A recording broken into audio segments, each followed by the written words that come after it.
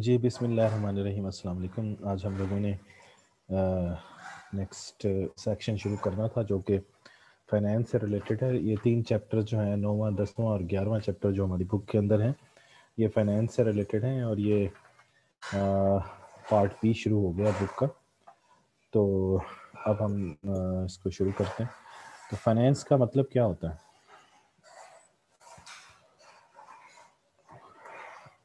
Finance का मतलब होता है टू पे फॉर।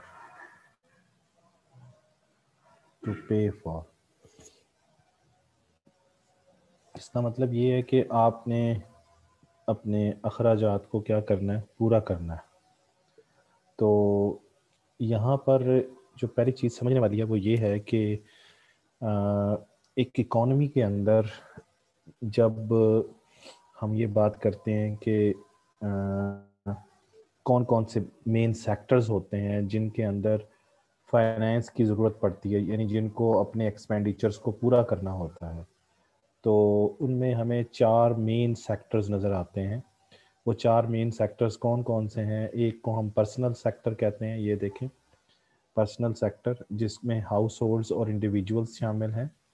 और फिर आ जाता है हमारे पास बिजनेस सेक्टर, जिसमें कंपनीज और अदर बिजनेसेस शामिल हैं, फर्म्स शामिल हैं। और तीसरा जो सेक्टर आता है उसको हम पब्लिक सेक्टर या गवर्नमेंट सेक्टर कहते हैं। इसको हम पब्लिक सेक्टर भी कहते हैं। तो पब्लिक सेक्टर, और उसके बाद चौथा सेक्टर होता है जो कि जिसको हम इंटरनेशनल ट्रेड सेक्टर कहते हैं, जो कि यहाँ पर इस जगह पर इस बुक के अंदर उसको जो है वो शामिल नहीं किया गया है, तो उसको इग्नोर किया गया है। तो अब हम ये 3 मेन सेक्टर्स पे बात करेंगे। इन तीनों के अंदर, इन तीनों सेक्टर्स के अंदर, यानी पर्सनल सेक्टर के अंदर या प्राइवेट सेक्टर के अंदर, ये दोनों जो हैं ये हाउस होल्ड सेक्टर और बिजनेस सेक्टर को प्राइवेट सेक्टर भी कहते हैं।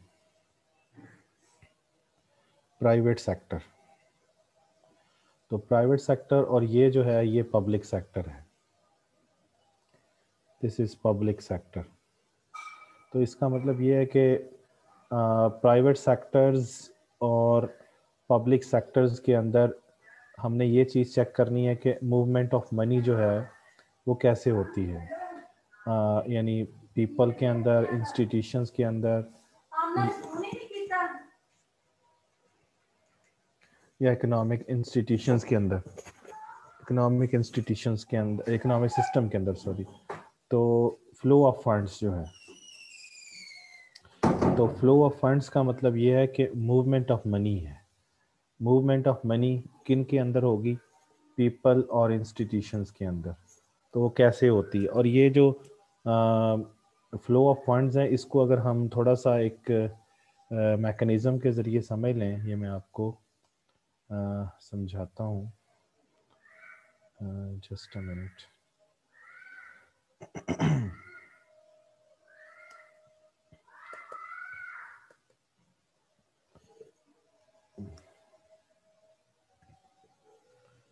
जी,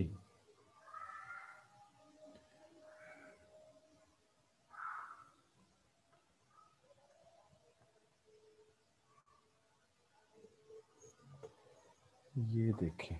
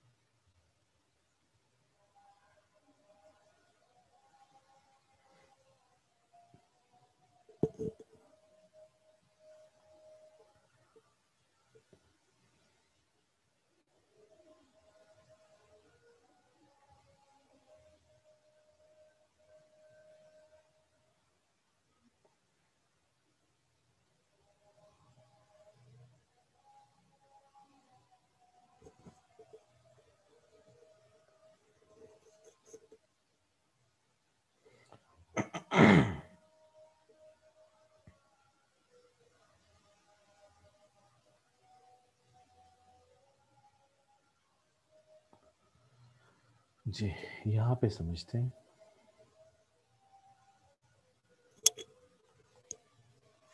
मैं आपको जो बात समझाने लगा हूँ वो ये है कि फाइनेंस का ताल्लुक जो है, फाइनेंस का मतलब ये है टू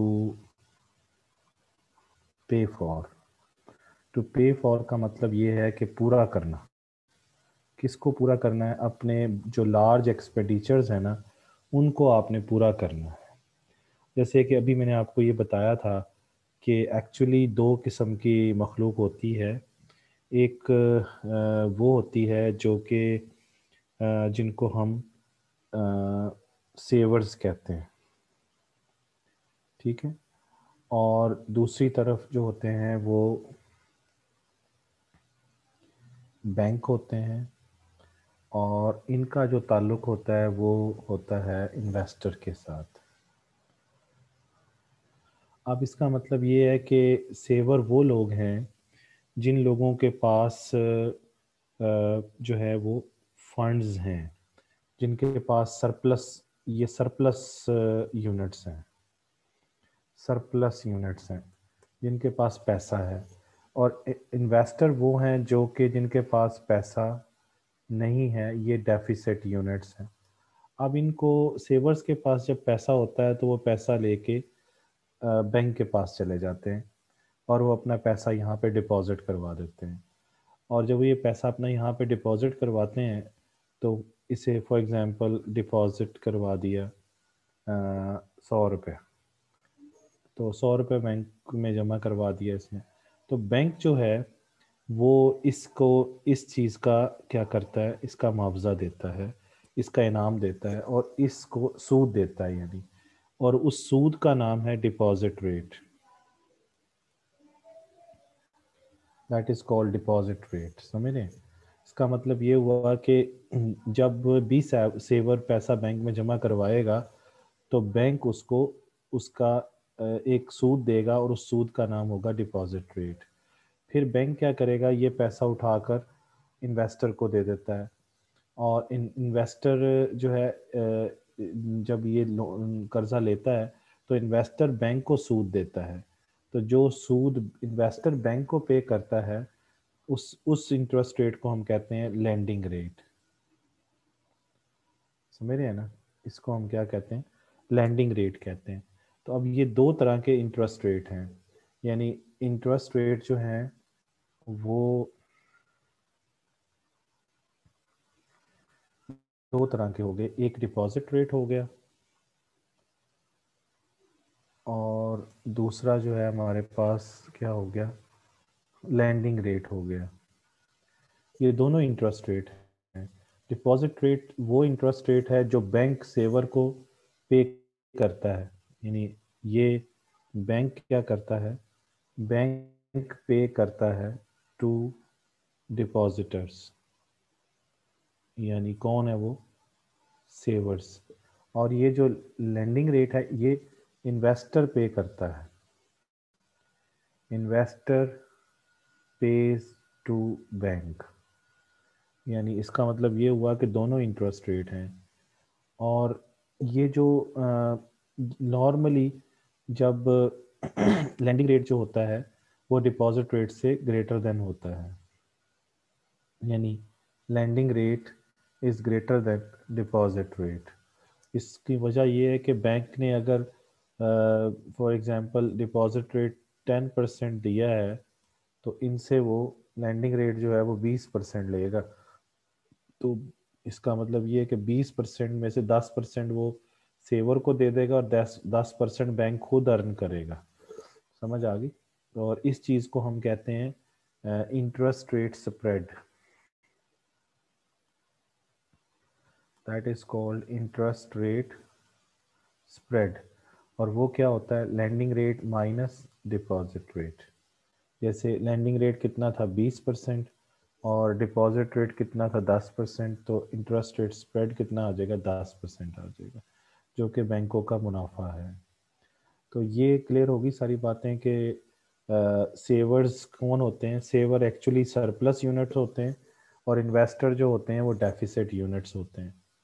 और अब यहाँ पर एक चीज़ और भी समझने की ज़रूरत है जिसको हम कहते हैं लिक्विडिटी।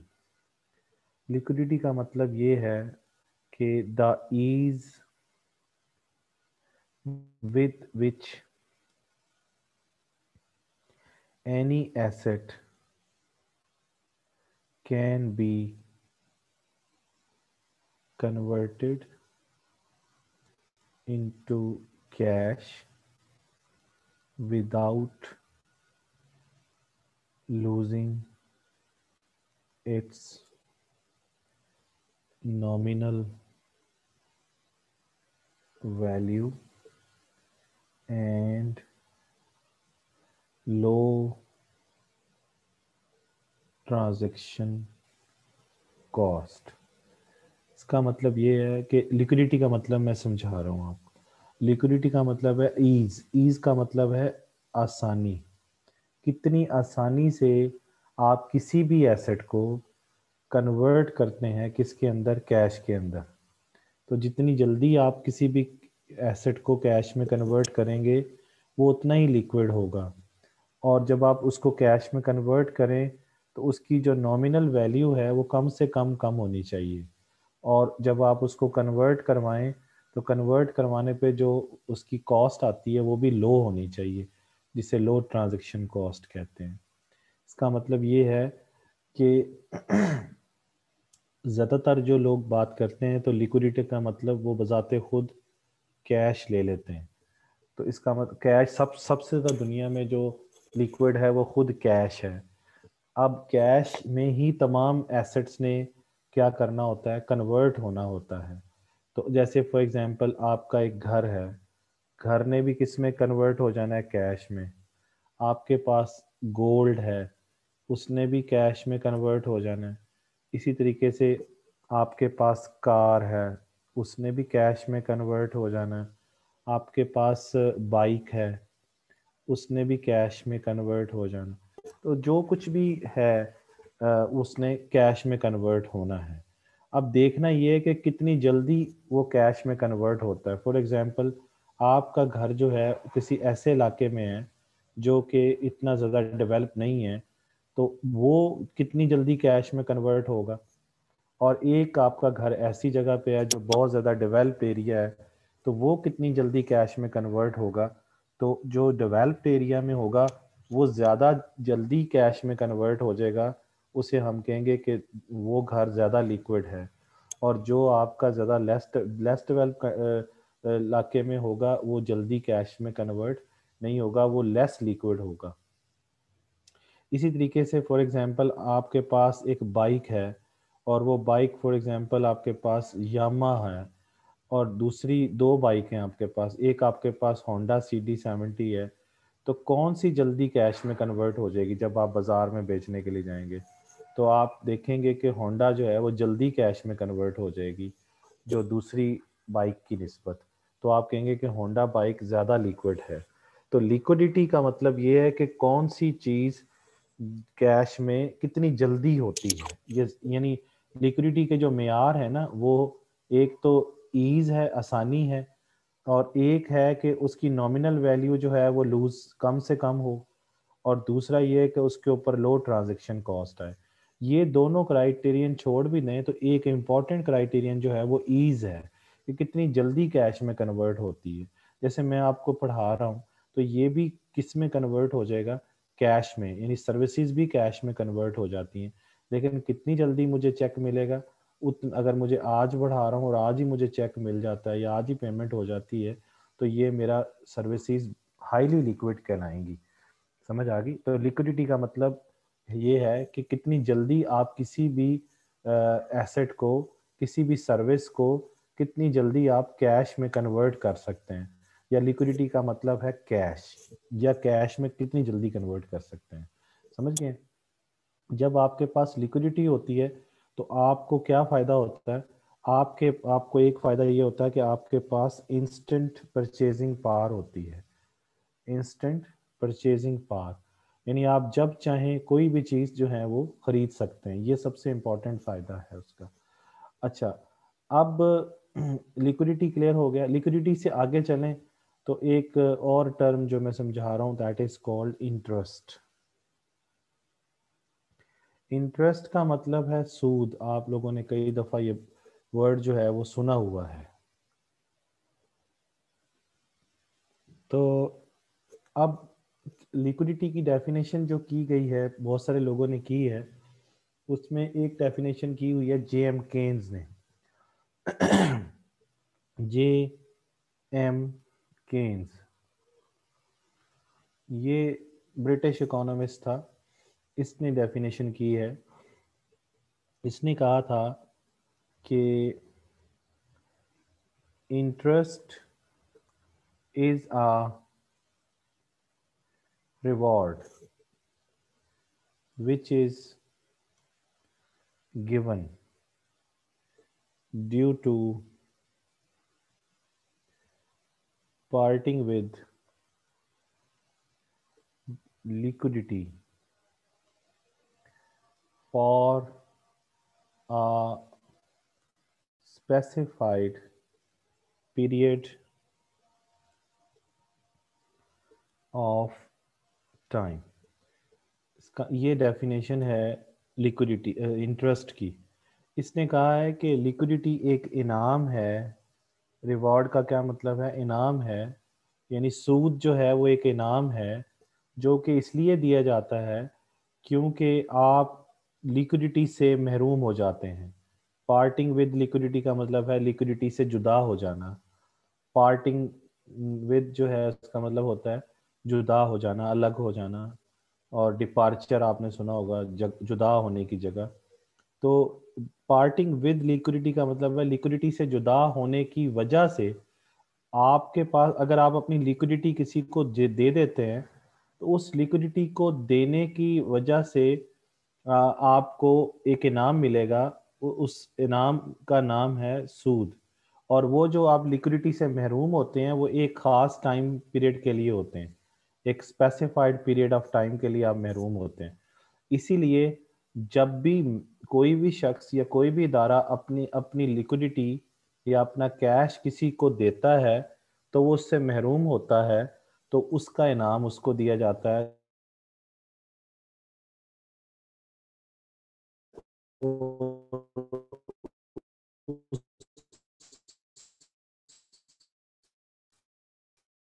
इसीलिए लोग जो हैं वो देते हैं, क्या कहते हैं,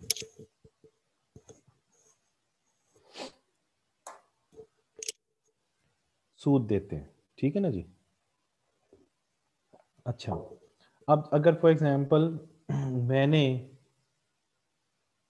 आपको 10,000 रुपये दिया है और एक महीने के लिए दिया है। 10,000 रुपये दिया है और 10,000 रुपये दिया है और एक महीने के लिए दिया है। तो आप क्या देंगे फिर? मैंने लिक्विडिटी दे दी ना आपको। तो लिक्विडिटी जब मैंने दी है तो मैं महरूम हो गया लिक्विडिटी से, तो मुझे आप इनाम देंगे, तो आप मुझे उसके ऊपर सूद देंगे। अब वही 10,000 रुपये अगर मैं आपको साल के लिए दे दूं तो फिर मुझे इनाम भी ज़्यादा मिलना चाहिए, क्योंकि मैं साल के लिए महरूम हो रहा हूँ, इसलिए उस पर सूद ज़्यादा मिलेगा। समझ आ गई बात? इसलिए जो फिक्स्ड डिपॉजिट्स होते हैं ना, फिक्स्ड डिपॉजिट जो बैंकों में आप एक खास टाइम पीरियड के लिए डिपॉजिट करवाते हैं, लॉन्ग टर्म के लिए, है ना, लॉन्ग टर्म के लिए, उन पे इंटरेस्ट जो होता है वो ज़्यादा होता है, क्योंकि आप खास टाइम, एक ज़्यादा टाइम पीरियड के लिए उनको अपना जो है वो लिक्विडिटी दे देते हैं। और शॉर्ट टाइम पीरियड के लिए अगर देंगे तो इंटरेस्ट कम होता है, इसलिए उसके ऊपर कि आपने थोड़ी देर के लिए लिक्विडिटी दी होती है। इसलिए लिक्विडिटी और इंटरेस्ट में एक ताल्लुक है कि लिक्विडिटी से महरूम होने का इनाम जो है वो इंटरेस्ट है। क्लियर होगी? इसीलिए यहाँ पर जब सेवर ने अपनी लिक्विडिटी बैंक को दे दी थी, ये सेवर ने जाके पैसा बैंक में जमा करवा दिया था, तो बैंक ने उसको इनाम दिया था और उस इनाम का नाम था डिपॉजिट रेट, जो कि सूद है। इसी तरीके से जब बैंक ने अपनी लिक्विडिटी इन्वेस्टर को दे दी थी तो इन्वेस्टर ने भी बैंक को इनाम दिया था और उस इनाम का नाम था सूद, और उस सूद का नाम था लैंडिंग रेट। ये बातें दोनों क्लियर होगी आपको कि जो सेवर है उसको क्यों सूद मिलता है और बैंक को क्यों सूद मिलता है? क्योंकि वो लिक्विडिटी से महरूम हो जाते हैं और वो अपनी लिक्विडिटी दूसरों को दे देते हैं। तो ये लिक्विडिटी और इंटरेस्ट की सारी कहानी। अब जो चीज मैं बता रहा हूं वो ये है कि हमें अभी जो मैंने आपसे कहा कि फ्लो ऑफ फंड्स है, तो फ्लो ऑफ फंड्स जो है वो मूवमेंट ऑफ मनी है, जो कि फ्लो ऑफ फंड्स क्या है? मूवमेंट ऑफ मनी है जो कि डिफरेंट जो है वो आपके जो सेक्टर्स हैं इकोनॉमी के अंदर उनके दरमियान वो होती है। और मैंने आपको बताया था कि 4 मेन सेक्टर होते हैं। एक जो सेक्टर है वो पर्सनल सेक्टर है, जिसको हम हाउस होल्ड सेक्टर भी कहते हैं, ठीक है। तो एक तरफ कौन है? हाउस होल्ड सेक्टर, यानी सेक्टर्स ऑफ द इकोनॉमी पे बात कर रहे हैं, सेक्टर्स ऑफ इकोनॉमी। तो सेक्टर्स ऑफ द इकोनॉमी में नंबर 1 हाउस होल्ड सेक्टर है। नंबर 2 जो है वो आपके पास फर्म्स हैं और बिजनेसेस हैं, जिसको आप बिजनेसेस भी कहते हैं। नंबर 3 पे जो है वो हमारे पास गवर्नमेंट है। और नंबर गवर्नमेंट के बाद जो है हमारे पास जो है वो ट्रेड सेक्टर है या ट्रेड सेक्टर है, ठीक है ना जी, या ओवरसीज जिसे कहते हैं, जिनका ताल्लुक ट्रेड के साथ हो सकता है। तो ये 4 हैं। इनमें से हमारी सिलेबस में हम 3 पे बात कर रहे हैं, इसको हम इग्नोर कर रहे हैं, यानी यहाँ पर हम इसको इग्नोर कर रहे हैं। तो हम हाउस होल्ड की फाइनेंस पे बात करेंगे, हम फर्म की फाइनेंस पे बात करेंगे और हम गवर्नमेंट की फाइनेंस पे बात करेंगे। गवर्नमेंट कैसे फाइनेंस करती है और फर्म्स कैसे फाइनेंस करते हैं, और जो है हाउस होल्ड सेक्टर जो है वो कैसे फाइनेंस करता है, इस चीज़ को हम लोग देखेंगे। तो यहाँ पर ये समझिए कि जैसे फॉर एग्जांपल हमारे पास, मैंने अभी आपसे ये आपको बताया कि एक्चुअली मसला ये है कि कुछ इन इन इन तीनों में से, यानी अगर हम 3 सेक्टर ले रहे हैं, अगर हम ये 3 सेक्टर्स ले रहे हैं, तो इन तीनों सेक्टर्स में से कुछ सेक्टर वो होंगे जिनके पास पैसा होगा और कुछ ऐसे होंगे जिनके पास पैसा नहीं होगा। तो उनका आपस में ताल्लुक कैसे होगा, उनका आपस में लिंक कैसे होगा? यानी एक चीज तो ये है कि सरप्लस यूनिट्स हैं, तो सरप्लस यूनिट्स, और दूसरी तरफ कौन से हैं जो कि डेफिसिट यूनिट्स हैं, डेफिसिट यूनिट्स हैं। तो सरप्लस यूनिट्स और डेफिसिट यूनिट्स का आपस में क्या करना है? हमने लिंक करना है। ये कैसे लिंक होंगे? तो लिंक करने के लिए जारी सी बात है, हमें इन लिंक करने का मतलब ये है कि फ्लो ऑफ मनी जो है, फ्लो ऑफ मनी जो है वो इनके दरमियान कैसे होगा, यानी सरप्लस से डेफिसिट और डेफिसिट से सरप्लस यूनिट्स के दरमियान फ्लो ऑफ मनी कैसे होगा? तो उसके 2 तरीके हैं, 2 उसके चैनल्स हैं। एक जो चैनल है वो डायरेक्ट है, 2 चैनल्स, ठीक है। एक को हम कहते हैं डायरेक्ट, डायरेक्ट फाइनेंस, और दूसरे को हम कहते हैं इनडायरेक्ट फाइनेंस। तो 2 हमारे पास तरीके हैं जिनके जरिए मनी जो है वो फ्लो करती है सरप्लस यूनिट्स से डेफिसिट यूनिट्स की तरफ। जारी सी बात है कि पैसा जो है वो इधर से सरप्लस यूनिट से किधर जाएगा? सरप्लस यूनिट से डेफिसिट यूनिट्स की तरफ पैसा मूव करेगा, जिनके पास पैसा है, और ये उनको फिर उनका सूद देंगे। तो कैसे होगा ये सारा कुछ? तो उसके लिए हम ये देखते हैं कि अगर अगर सरप्लस यूनिट्स जो है, यानी अब ये सरप्लस यूनिट्स कौन कौन से हैं, उनको सरप्लस यूनिट्स कह लीजिए, उनको सेवर्स कह लीजिए, ठीक है ना जी। और इनको लैंडर्स कह लीजिए, लैंडर वो होते हैं जो कर्जा देते हैं। इनका एक तरफ ये लोग हैं और दूसरी तरफ जो कौम है वो कौन है, वो हैं जो कि एक्चुअली बोरवर्स हैं, जो कर्जा लेना चाहते हैं, बोरवर्स कह लीजिए या उन्हें स्पेंडर्स कह लीजिए। ये वो हैं जो स्पेंड करना चाहते हैं। तो अब इनमें इनका आपस में ताल्लुक जो है वो कैसे होगा? अगर तो इनका ताल्लुक, इनमें होते कौन कौन है वो मैंने अभी आपको बताया, वही लोग हैं जो कि चार हमने बातें की थी। कौन कौन भला? यानी number one house hold, number two firms, number three government, और नंबर चार जो है वो क्या है आपका, ओवरसीज। इसी तरीके से ये बोरवर भी यही है, यही चारों हैं। यानी हाउस होल्ड फर्म्स हैं, फिर उसके बाद गवर्नमेंट है, फिर उसके बाद हाउस होल्ड है, और उसके बाद ओवरसीज है। यहाँ पे तरतीब थोड़ी सी चेंज की है क्योंकि ज़्यादातर जो स्पेंडर्स बोरवर होते हैं वो फर्म्स होते हैं, फिर गवर्नमेंट बोरो करती है, फिर हाउस होल्ड, फिर ओवरसीज करते हैं नॉर्मली। और जो सेवर होते हैं ज़्यादातर हाउस होल्ड सेव करते हैं, फिर फर्म करती है, फिर गवर्नमेंट करती है, फिर ओवरसीज करते हैं। तो तरतीब उसके मुताबिक लिखी हुई है। अब इनका आपस में क्या करना है, लिंक करना है। अगर तो इनका लिंक किसके थ्रू होता है? अगर इनका लिंक होता है किसके थ्रू? फाइनेंशियल मार्केट के थ्रू। फाइनेंशियल मार्केट के थ्रू ये आपस में लिंक हो जाते हैं, तो इसे हम कहते हैं डायरेक्ट फाइनेंस। ठीक हो गया जी? That is direct finance. यानी डायरेक्टली ये क्या कर रहे हैं, लिंक फंड्स जो हैं वो इनसे, सरप्लस यूनिट से बोरोवर्स की तरफ जो कि डेफिसिट यूनिट्स हैं उनकी तरफ मूव करते हैं। तो इसको डायरेक्ट फाइनेंस कहते हैं। और ये लोग सारे क्या हैं? ये डेफिसिट यूनिट्स हैं। तो अगर ये इनका ताल्लुक, इनका लिंक, इनसे फंड्स जो हैं, ये फंड्स जो हैं वो, ये इधर फंड्स लिख लें, फंड्स जो हैं वो फाइनेंशियल मार्केट के थ्रू इन तक पहुंचे, इन तक पहुंचे, तो फिर उसे हम डायरेक्ट फाइनेंस कहते हैं। लेकिन अगर यही फंड्स यही फंड्स इधर से फंड्स जो हैं वो किसके थ्रू पहुंचे? फाइनेंशियल इंटरमीडियरीज के थ्रू पहुंचे।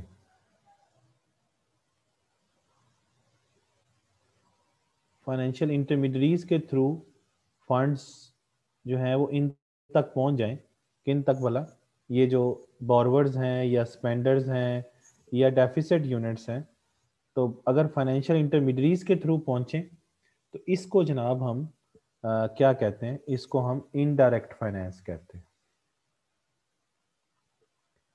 तो इनडायरेक्ट फाइनेंस का मतलब ये है कि अगर सरप्लस यूनिट्स का लिंक डेफिसिट यूनिट्स के साथ होता है और वो लिंक फाइनेंशियल इंटरमीडियरीज के थ्रू होता है, तो उसे हम इनडायरेक्ट फाइनेंस कहते हैं।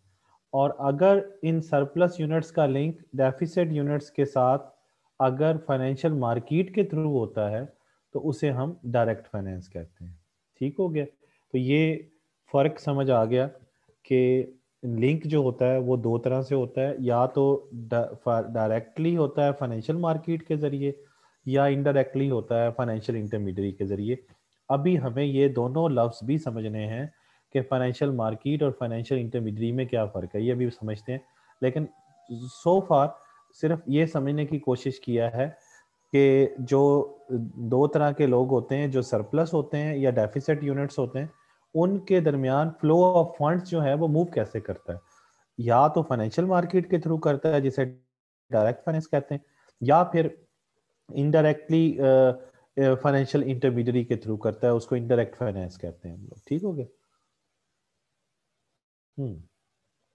तो ये है जी कहानी इसकी। अच्छा, तो अच्छा, अब जो है वो थोड़ा सा मैं आपको आ, समझाऊं मजीद कुछ, लेकिन उससे पहले बुक पे चलते हैं दोबारा से।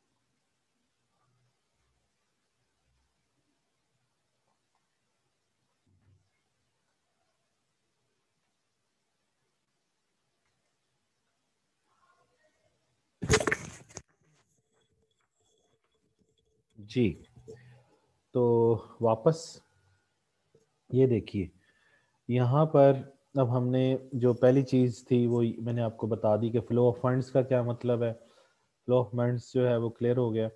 तो ये है कि मूवमेंट ऑफ मनी है और बिटवीन द पीपल और इंस्टीट्यूशंस हैं, तो वो कैसे होती है। चौथा जो है ओवरसीज़, यानी ओवरसीज़ में export import foreign investment remittances, ये सारा हमने इग्नोर कर दिया है।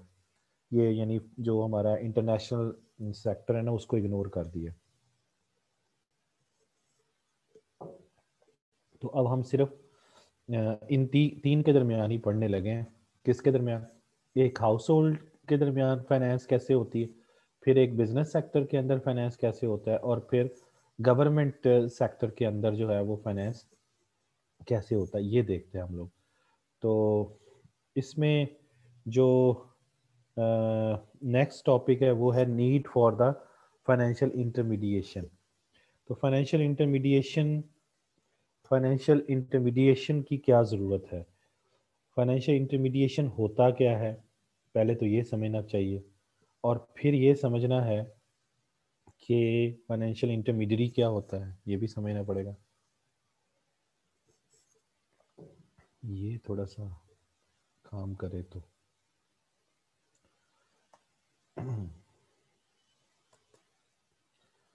अच्छा, ये देखें।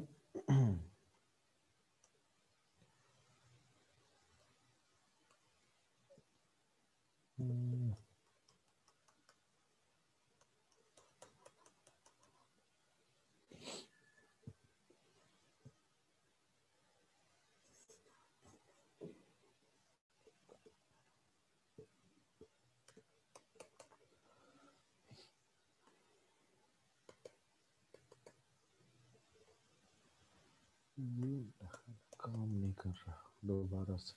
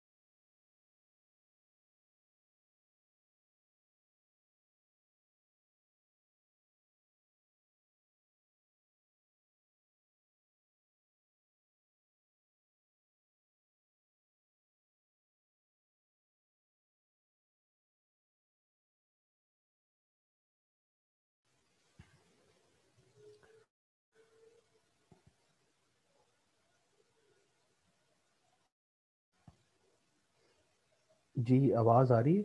मैसेज कीजिएगा प्लीज़। ये पार्टिसिपेंट में से कोई मैसेज कर दे, इस पे चैट पे कर दे।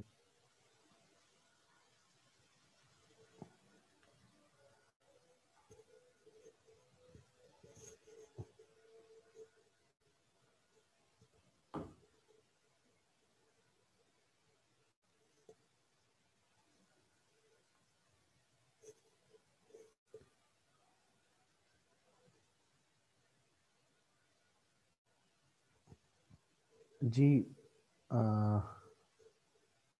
Sound clear. और ये भी ज़रा बताएं, ये स्क्रीन शेयर हो रही है कि नहीं हो रही है आप लोगों को? स्क्रीन देखें, शेयर हो रही? बात पर नहीं हो रही स्क्रीन शेयर।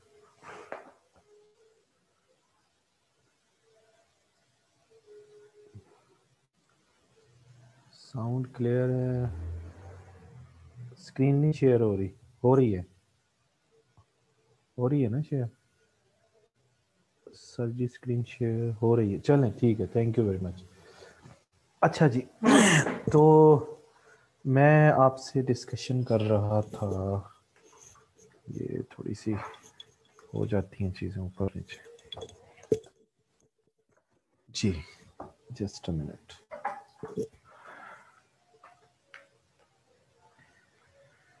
हाँ जी, तो हम बात कर रहे थे फ्लो ऑफ फंड्स के ऊपर। फ्लो ऑफ फंड्स मैंने आपको बता दिया किन के दरमियान है। तो अब जो है वो हमने समझना है need of the financial intermediation. देखिए बात ये है कि जो फाइनेंशियल इंटरमीडियरी है और फाइनेंशियल इंस्टीट्यूशन है, पहले उसमें फ़र्क समझते हैं। फाइनेंशियल इंस्टीट्यूशन और फाइनेंशियल इंटरमीडियरी में क्या फ़र्क है? फाइनेंशियल इंस्टीट्यूशन वो है जो कि फाइनेंशियल इंस्ट्रूमेंट्स में ट्रेडिंग करता है।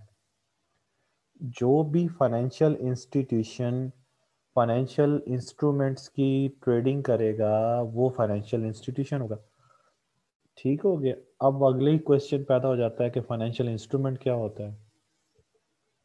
फाइनेंशियल इंस्ट्रूमेंट होता है जो कि एक कागज़ का टुकड़ा होता है, ठीक है, और उसके ऊपर वो यूज़ होता है कर्ज देने के लिए, कर्ज लेने के लिए। जब आप एक कागज़ का टुकड़ा इशू करते हैं तो वो फाइनेंशियल इंस्ट्रूमेंट होता है, उस पर गवर्नमेंट की इन्फोर्समेंट होती है, उसमें कोई रूल्स एंड रेगुलेशन जो है वो लिखे होते हैं, ठीक है ना, वो फाइनेंशियल इंस्ट्रूमेंट बन जाता है। जैसे आप आम एग्जांपल बॉन्ड की ले लीजिए, बॉन्ड जो है या शेयर जो है, बॉन्ड की शक्ल ले लीजिए या शेयर की शक्ल ले लीजिए। शेयर आपने नाम सुना होगा, कंपनियों के जो शेयर होते हैं वो फाइनेंशियल इंस्ट्रूमेंट होते हैं। समझ आ गई बात आपको? तो इसका मतलब ये है कि ये सारे फाइनेंशियल इंस्ट्रूमेंट हैं जो कि कागज़ के टुकड़े पर इसका उसके अंदर होता है कि पीस ऑफ पेपर होता है, कर्ज लेने देने के लिए यूज़ होता है, फिर उसके अंदर गवर्नमेंट इन्फोर्समेंट होती है, और फिर चौथे नंबर पे उसमें रूल्स एंड रेगुलेशन लिखे होते हैं। वो कहलाता है फाइनेंशियल इंस्ट्रूमेंट। और जो इन फाइनेंशियल इंस्ट्रूमेंट को खरीदते और बेचते हैं वो फाइनेंशियल इंस्टीट्यूशंस कहलाते हैं, ठीक है। फाइनेंशियल इंस्टीट्यूशन जो है वो डील करते हैं फाइनेंशियल इंस्ट्रूमेंट के अंदर, बैंक भी उसमें शामिल है। अब बैंक क्या करता है? बैंक जो है वो तीन काम करता है। नंबर वन कि वो डिपॉजिट्स को एक्सेप्ट करता है, जैसे मैंने अभी आपको एग्जांपल दी थी कि बैंक क्या करता है, डिपॉजिट्स को एक्सेप्ट करता है। उसके बाद बैंक क्या करता है, बैंक जो है वो लोन्स को यानी एडवांस करता है। दो काम हो गए। फिर बैंक जो है तीसरा काम ये करता है कि वो सेंट्रल बैंक की जो रिजर्व रिक्वायरमेंट होती हैं उसको भी पूरा करता है। तो ये तीन चीज़ें जब पूरा करता है तो वो फाइनेंशियल इंस्टीट्यूशन कहलाता है या डिपॉजिटरी इंस्टीट्यूशन कहलाता है। लेकिन बैंक जो है, ये जो फाइनेंशियल इंस्टीट्यूशन होता है वो अगर दो काम मजीद कर ले, यानी दो काम मीन्स है तो वो एक चीज़ लेकिन उसको दो हिस्सों में डिवाइड कर लेते हैं, और उसे हम कहते हैं फाइनेंशियल एसेट ट्रांसफॉर्मेशन। अगर वो फाइनेंशियल एसेट ट्रांसफॉर्मेशन भी कर ले तो फिर वो वही फाइनेंशियल इंस्टीट्यूशन जो है वो इसे हम कहते हैं FAT। FAT कहते हैं फाइनेंशियल एसेट ट्रांसफॉर्मेशन। तो फाइनेंशियल एसेट ट्रांसफॉर्मेशन यानी फाइनेंशियल एसेट्स को आप क्या करते हैं, आप ट्रांसफॉर्म कर देते हैं। ट्रांसफॉर्म का मतलब होता है चेंज कर देना। और जो ये काम जो फाइनेंशियल इंस्टीट्यूशन करता है उसे हम फाइनेंशियल इंटरमीडियरी कहते हैं। यानी इसका मतलब ये है कि जो तमाम फाइनेंशियल इंस्टीट्यूशंस हैं वो FAT नहीं करते हैं। जो फाइनेंशियल इंस्टीट्यूशन FAT करेगा वो फाइनेंशियल इंटरमीडियरी बन जाएगा। फाइनेंशियल इंटरमीडियरी समझ आ गया आपको? मतलब ये कि नंबर 1 जो है वो एक्सेप्ट करता है किसको, डिपॉजिट्स को, एक्सेप्टिंग द डिपॉजिट्स, ये चीज हो गई। नंबर 2 उसमें हमने कहा कि एडवांसिंग द लोन्स, लोन देता है वो। और नंबर ये दो काम जो करता है, plus number 3 reserve requirement of central bank पूरी करता है। तो जो ये 3 काम करेगा उसको हम फाइनेंशियल इंस्टीट्यूशन कह देंगे। क्या कहेंगे? Financial institution. लेकिन ये तीसरे के साथ अगर चौथा ये भी कर दे तो उस फाइनेंशियल इंस्टीट्यूशन को फाइनेंशियल इंटरमीडियरी कह देंगे। यानी 4 काम हो जाएंगे तो वही फाइनेंशियल इंस्टीट्यूशन फाइनेंशियल इंटरमीडियरी जो है वो बन जाएगा। फाइनेंशियल एसेट्स को वो ट्रांसफॉर्म भी करेगा। समझ गए? इसका मतलब ये हुआ कि वो जो फाइनेंशियल इंटरमीडियरी होती है वो फाइनेंशियल इंस्टीट्यूशन भी होता है। लेकिन हर फाइनेंशियल इंस्टीट्यूशन फाइनेंशियल इंटरमीडियरी नहीं होता, क्योंकि हर financial institution financial asset transformation नहीं करता। लेकिन जो financial institution financial asset transformation करता है वो फाइनेंशियल इंटरमीडियरी बन जाता है।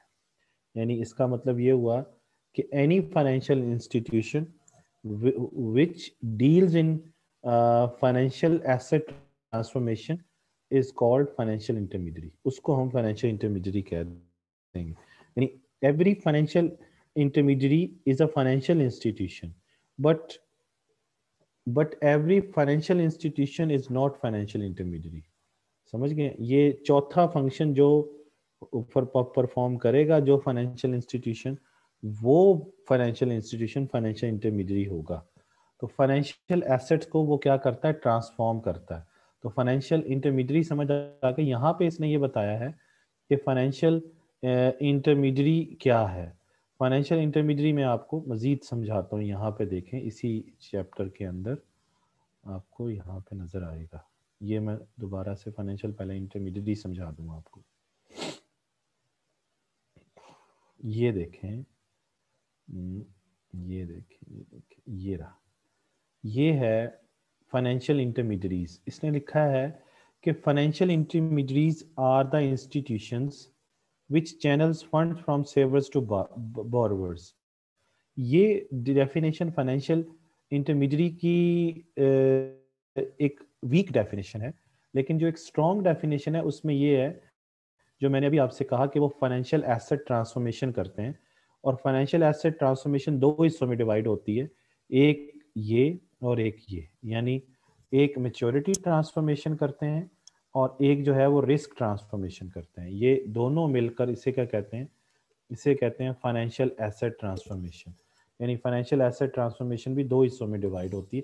इस पे मजीद बात करते हैं, लेकिन अभी मैं आपको एक चीज़ और समझा दूं, अपने खुद लिख के समझाता हूँ। ये ज़रा ओपन हो ले वन नोट। जैसे अभी हमने, आपको याद है ना कि अभी हमने 2 एंटिटीज बनाई थी। एक तरफ हमने लिया था किसको भला? सेवर्स को। और एक तरफ हमने लिया था इन्वेस्टर्स को। या इन अदर वर्ड्स, एक तरफ हमने लिए थे सरप्लस यूनिट्स और एक तरफ लिए थे डेफिसिट यूनिट्स। तो सरप्लस यूनिट्स और डेफिसिट यूनिट्स की कहानी है। देखें, जब आप सेवर जो है वो बैंक के पास जाके पैसा जमा करवाते हैं, तो ये फाइनेंशियल बैंक क्या है, बैंक बैंक जो है वो फाइनेंशियल इंस्टीट्यूशन भी हो सकता है, बैंक जो है वो फाइनेंशियल इंटरमीडियरी भी हो सकता है। देखें, अगर हम फाइनेंशियल इंस्टीट्यूशन की प्रॉपर्टीज पढ़ें तो उसमें पहला यह था कि एक्सेप्टिंग द डिपॉजिट्स। तो एक्सेप्टिंग द डिपॉजिट्स में याद कीजिए, तो सेवर ने पैसा बैंक में जमा करवाया, तो बैंक ने वो डिपॉजिट्स क्या किए, एक्सेप्ट किए, तो पहला फंक्शन आ गया। फिर उन्होंने वो पैसा किसको दे दिया, बैंक्स ने इन्वेस्टर को दिया था, वो मैंने डायग्राम अभी बना के दिखाया था आपको। तो ये था एडवांसिंग द लोन्स, ये दूसरा फंक्शन परफॉर्म किया था उन्होंने। लेकिन वो सारा पैसा उन्होंने नहीं दिया था, उसमें से उन्होंने कुछ रिजर्व रिक्वायरमेंट भी पूरी करके बाकी दिया था पैसा, तो तीसरी भी प्रॉपर्टी उन्होंने पूरी कर ली। इसका मतलब ये हुआ कि जो बैंक है वो फाइनेंशियल इंस्टीट्यूशन बन गया, क्योंकि उसने सेवर से पैसा लिया, इसको कहते हैं एक्सेप्टिंग द डिपॉजिट्स। फिर उसने लोन दिया, उसे कहते हैं एडवांसिंग द लोन्स इन्वेस्टर को। और फिर जो लोन दिया तो उसमें रिजर्व रिक्वायरमेंट पूरी करके दिया उन्होंने।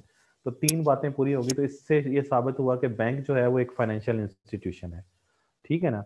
इसी तरीके से अगर वो बैंक के अंदर चौथा फंक्शन भी वो परफॉर्म कर दे बैंक, जो कि financial intermediary, financial asset transformation का है, तो फिर इसका मतलब ये है कि बैंक फाइनेंशियल इंटरमीडियरी भी बन जाएगा।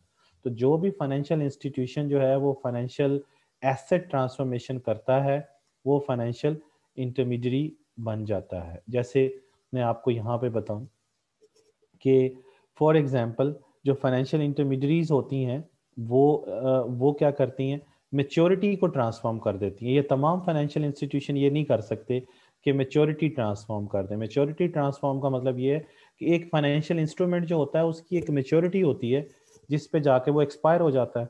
जैसे फॉर एग्जांपल एक बॉन्ड है, वो 10 साल का है, कोई 1 साल का है, कोई 2 साल का है, ये उसकी एक मेच्योरिटी है, उसके बाद उसने एक्सपायर हो जाना है। तो वो उसको क्या करते हैं, उसकी मेच्योरिटी को चेंज कर सकते हैं। ट्रांसफॉर्म का मतलब है चेंज कर देना। यानी कुछ कुछ जो लोग होते हैं वो चाहते हैं कि हम जल्दी इसको कन्वर्ट करवा लें कैश में, तो वो उस चीज को कर देंगे। कुछ इसी तरीके से ये यहाँ पे देखें, इसने यही कहा हुआ है कि फाइनेंशियल इंटरमीडियरीज जो हैं वो ब्रिज करती हैं gap between the wish of most of the lenders for the liquidity and desire for the most of the borer for loan over long period of time. देखें, जो लेंडर होते हैं ना, जिन्होंने लेंडर का मतलब होता है जिन्होंने कर्ज दिया होता है, वो चाहते हैं कि हमें पैसा वापस जल्दी मिल जाए। उनकी विश क्या होती है, लिक्विडिटी, कि कैश वापस मिल जाए। और जो बोरवर होते हैं ना, उनकी ख्वाहिश ये होती है कि उनको कर्जा ज्यादा लंबे टाइम पीरियड के लिए मिल जाए। तो दोनों का ताल्लुक किससे होता है, वो चाहता है मेरा पैसा जल्दी मिल जाए, यानी लिक्विडिटी जल्दी मिल जाए, मेच्योरिटी कम से कम हो। और इधर से जो बोरवर होता है वो ये चाहता है कि उसे लॉन्ग टाइम पीरियड के लिए कर्जा आगे जरा थोड़ी सी टाइम जरा ज्यादा मिल जाए, उसको पे देर से जरा पे करे। ये काम फाइनेंशियल इंस्टीट्यूशन नहीं कर सकता, फाइनेंशियल इंटरमीडियरी करेगी। यानी बोरवर को वो टाइम ज्यादा दे देगी कि आप थोड़ी देर तक पे कर दें, और लेंडर को कहेंगे ये ले पैसे आपको वापस कर देते हैं। तो ये चीज कौन करेगा, ये फाइनेंशियल इंटरमीडियरी करेगी। हो फाइनेंशियल इंटरमीडियरी भी फाइनेंशियल इंस्टीट्यूशन है, मैंने अभी बताया आपको, लेकिन वो फाइनेंशियल इंस्टीट्यूशन एफएटी भी कर रहा होता है। इसका मतलब ये है कि फाइनेंशियल जो मेच्योरिटी ट्रांसफॉर्मेशन वो करते हैं, तो उनके पास ऐसे फाइनेंशियल इंस्ट्रूमेंट्स मौजूद होते हैं जो कि लिक्विड भी होते हैं, जो इन्वेस्टर जिनकी ज़रूरत के मुताबिक होते हैं उनको वो दे देते हैं। और उसके अलावा उनके पास कर्ज भी मुख्तलिफ किस्म की टाइम पीरियड के लिए अवेलेबल होते हैं। तो ये काम फाइनेंशियल इंटरमीडियरी कर रही होती है। फिर अगली चीज ये होती है कि रिस्क ट्रांसफॉर्मेशन, यानी रिस्क को भी वो, यानी मेच्योरिटी को भी चेंज कर सकते हैं और रिस्क भी वो चेंज कर लेते हैं। यानी रिस्क चेंज करने का मतलब ये है कि जो फाइनेंशियल इंटरमीडियरी होती है ना, वो रिस्क अपने जिम्मे ले लेती है, लेकिन फाइनेंशियल इंस्टीट्यूशन कभी भी रिस्क नहीं लेता है। लेकिन इसके अंदर ये करेक्टरिस्टिक है कि रिस्क को ट्रांसफॉर्म कर देती है, क्योंकि जो इंडिविजुअल जो सेवर होता है उसकी ये कभी भी ख्वाहिश नहीं होती है वो किसी एक आम बंदे को कर्जा दे दे। जाहिर सी बात है कि मैं अगर आपको कर्जा दूं, मुझे क्या पता वापस मिलेगा कि नहीं मिलेगा, और रिस्क है कि वो बैड डेट बन जाएगा और वो मुझे वापस नहीं मिलेगा। ये दिस कैन हैपन।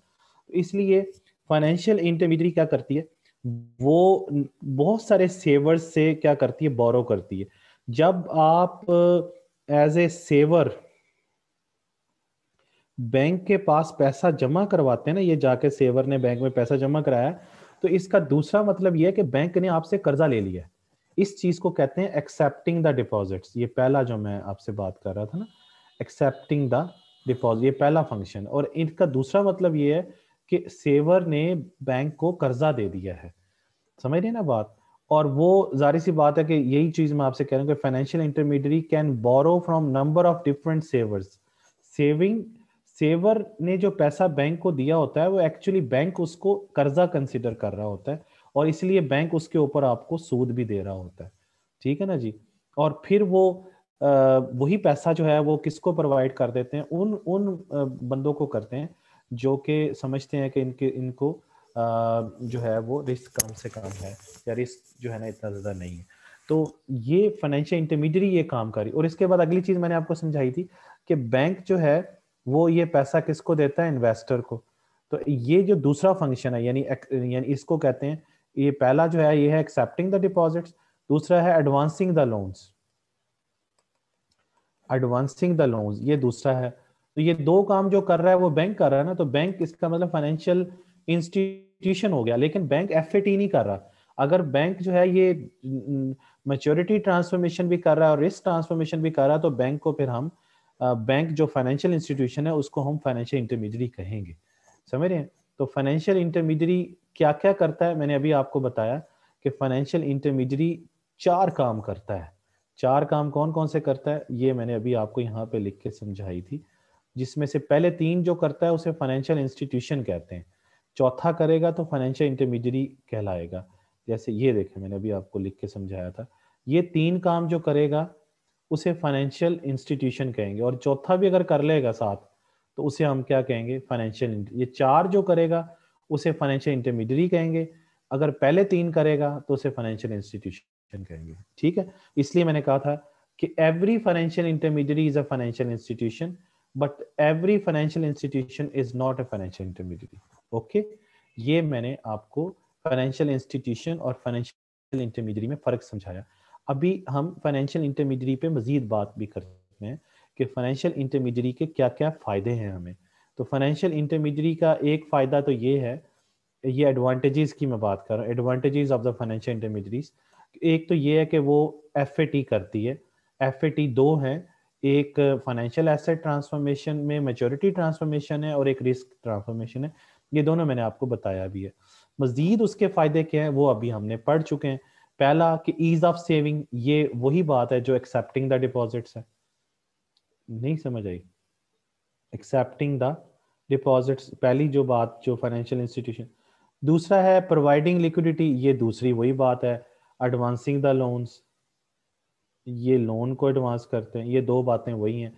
इसको पढ़ भी लेते हैं कि फाइनेंशियल इंटरमीडियरीज जो हैं वो क्या करते हैं, वो आपको बहुत ही ज्यादा ऑब्वियस और कन्वीनियंट वेज देते हैं जिसके अंदर सेवर क्या करता है, सेव कर सकता है अपना पैसा। यानी आप एग्जांपल बैंक की ले लीजिए, तो आप बजाय इसके कि कोई आप सूटेबल बोरवर ढूंढें, जी मैं अपना पैसा उसको दे दूं, मेरे पास फालतू पैसा है, क्योंकि सेवर जो होता है उसके पास सरप्लस मनी होती है, तो वो क्या करता है, वो उस सरप्लस मनी को किसी आम बंदे को देने के बजाय वो कहीं डिपॉजिट कर देता है, कहाँ जाकर, फाइनेंशियल इंटरमीडियरीज के ऊपर।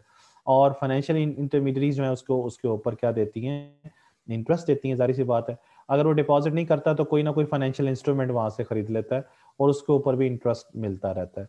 सो फाइनेंशियल इंटरमीडियरी जो है वो ऐसे लोगों को लिंक करता है जो कि बोरवर होते हैं और दूसरी तरफ सेवर्स होते हैं, उनको उनसे फंड्स जो है ना उसका conduit to the channel of the funds करता है, यानी वो फंड्स को सेवर से लेके बोरवर तक पहुंचा देता है, और उसके ऊपर जारी सी बात है कि सूद मिलता है उनको, और वो अपना एक रिटर्न लेते हैं सेवर जो होते हैं। तो ये पहला फायदा है फाइनेंशियल इंटरमीडियरी का। बैंक उसकी एग्जांपल आपके सामने है। उसके बाद जो फाइनेंशियल इंटरमीडियरी है वो क्या करती है, वो दूसरा काम जो मैंने अभी आपको बताया था ये वाला काम, यानी बैंक जो है वो इन्वेस्टर को पैसा देता है, यानी एडवांसिंग द लोन्स, यही बात जो मैंने अभी आपसे कही है। तो इसका मतलब ये है कि वो पैसा जिनको चाहिए, जो कि डेफिसिट यूनिट्स हैं, जो स्पेंडर्स हैं, जिन्होंने इन्वेस्टमेंट करनी है, उनके पास पैसा नहीं है, तो वो बैंकों के पास जाते हैं या फाइनेंशियल इंटरमीडियरी के पास जाते हैं और उन्हें कहते हैं हमें लिक्विडिटी दें, हमें कैश दें। तो वो कैश उनको वो प्रोवाइड करती है फाइनेंशियल इंटरमीडियरी। तो इसका मतलब ये है कि जब भी उनको जरूरत होती है बोरवर्स को, वो फाइनेंशियल इंटरमीडियरी से रब्ता करते हैं, और फाइनेंशियल इंटरमीडियरी जो होती है वो प्रिपेयर्ड होती है कि उनको वो लेंड कर सके, यानी कर्जा दे सके, और उसको उनको वो कॉस्ट इफेक्टिव भी होती है, और आसानी से बारबर वहां से मनी जो है वो ले सकते हैं वहां पे। ये दो चीजें फायदे फाइनेंशियल इंटरमीडियरी के हो गए। तीसरा ये है कि एग्रीगेशन। एग्रीगेशन का मतलब होता है इकट्ठा करना, जमा करना, एग्रीगेट जमा करना, यानी पैकेज अप जिसे कहते हैं, पैकअप करना। तो आप देखें ना कि एक बंदे से पैसा, आपको पैसा चाहिए और आपको बहुत ज्यादा पैसा चाहिए, तो वो एक सेवर से तो जाहिर सी बात है इतना पैसा नहीं होगा, लेकिन फाइनेंशियल इंटरमीडियरी के पास तो बहुत सारे सेवर आके पैसा जमा करवा रहे हैं ना, तो वो उनके पास बहुत ज्यादा अमाउंट में पैसा इकट्ठा हो जाता है, बिगर अमाउंट के अंदर। तो आपको अगर बहुत ज्यादा अमाउंट में पैसा चाहिए तो you can go to the financial intermediary and you can get the money in large amount. तो इसका मतलब ये है कि अगर इसी तरीके से एक बहुत बड़ी अमाउंट में एक बंदे के पास पैसा मौजूद है जो सेवर है, वो इतनी बड़ी अमाउंट किसी एक बंदे को दे नहीं सकता, तो उसको भी चाहिए कि वो पैसा अपना जाके फाइनेंशियल इंटरमीडियरी के पास रखवा दे। इसका मतलब ये हुआ कि दोनों सूरतों में कि अगर मतलब सेवर के पास बहुत ज्यादा पैसा है तो वो भी बैंक में जमा करवा सकता है, और बहुत ज्यादा पैसा अगर लेंडर को चाहिए, सॉरी बोरोवर को चाहिए, तो वो भी ले सकता है बैंक के जरिए। लेकिन अगर एग्रीगेशन नहीं होगी तो जाहिर सी बात है आपको जो है ना वो सर्च करना पड़ेगा ऐसा लेंडर जो आपको इतनी बड़ी अमाउंट में पैसा दे सके। यानी विदाउट एग्रीगेशन आपको बोरोवर को क्या करना पड़ेगा, उसको ऐसा लेंडर तलाश करना पड़ेगा जो कि या तो इतनी बड़ी अमाउंट में आपको रकम दे सके, या फिर आपको बहुत सारे लोगों से कर्जा लेना पड़ेगा, फिर कहीं जाके जो अमाउंट आप इकट्ठा करना चाह रहे हैं वो आपके पास आएगी, अदरवाइज नहीं आ सकती। ठीक आ गया जी। और उसके बाद इसमें जो एक चीज आखिरी रह गई, सिक्योरिटी। तो जो फाइनेंशियल इंटरमीडियरी है ये जाते खुद फाइनेंशियली जाहिर सी बात है साउंड होती है, उसके पास बहुत पैसा होता है, और लैंडर का जो पैसा होता है वो सिक्योर होता है, वहां पे लैंडर आसानी से वहां पे पैसा जमा कर देता है, उसे पता है कि मेरा ये पैसा कहीं नहीं जाने वाला। और यहाँ पे लिखा हुआ कि bad debts would be borne by the financial intermediary as it is lending re-lending operation। अगर वो फाइनेंशियल इंटरमीडियरी ने पैसा किसी को दिया है तो उसकी जिम्मेदारी उस फाइनेंशियल इंटरमीडियरी पे है, सेवर पे नहीं है। सेवर तो लेंडर है, उसने तो पैसा जमा करके चला गया, अब उसको वो लेंड करता है आगे किसी को भी, तो उसकी जिम्मेदारी है, किसी और की जिम्मेदारी नहीं है, इसलिए वो सिक्योर है, उसका पैसा महफूज है। तो मैंने आपको फाइनेंशियल इंटरमीडियरी और फाइनेंशियल इंस्टीट्यूशन में एक फर्क बताया, और आपको बताया कि किस तरीके से फाइनेंशियल इंटरमीडियरीज चैनलाइज करते हैं फंड्स को, किधर से, सेवर से लेके बोरोवर को देते हैं, यानी लेंडर से बोरोवर की तरफ, यानी सरप्लस से डेफिसिट यूनिट्स की तरफ। तो ये किस तरीके से चैनलाइज करते हैं, क्लियर होगी बात आपको। तो ये 4.2 फाइनेंशियल इंटरमीडियरी समझ आ गए। और जिस तरीके से ये जिस तरीके से ये फंड्स जो हैं वो सेवर से बोरोवर की तरफ लेके जाते हैं, उस प्रोसेस को फाइनेंशियल इंटरमीडिएशन कहते हैं।